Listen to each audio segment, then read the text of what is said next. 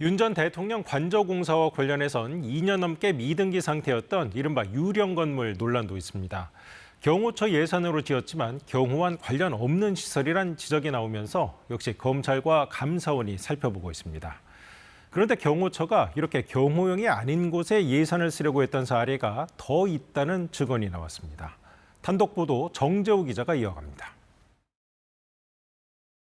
지난해 처음 불거진 대통령 관저 내 미등기 건축물 관련 의혹, 관저 안에 골프 연습 시설을 지은 것 아니냐는 거였습니다.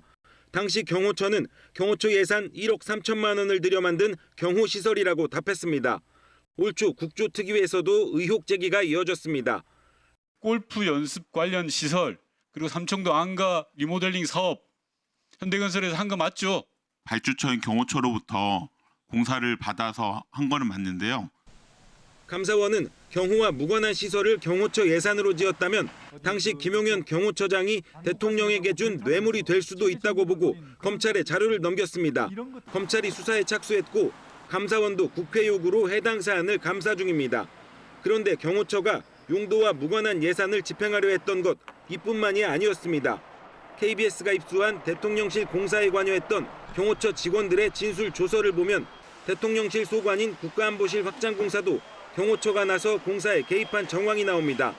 대통령실과 행안부가 예산 부족을 이유로 공사에 난색을 표하자 국가안보실 관계자가 경호처에 도움을 청했고 김종철 당시 경호처 차장은 해줄 수 있으면 해주라고 답했다는 겁니다.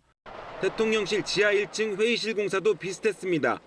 대통령실 관리비서관실 국장이 예산이 넉넉지 못하다며 경호처가 공사해달라고 부탁했고 경호처에선 적절하게 도와주라는 지시가 나왔다는 증언입니다. 김종철 당시 경호처 차장은 KBS의 질의에 자신은 예산에 관여할 수 있는 위치가 아니었다고 해명했습니다. KBS 뉴스 정재우입니다.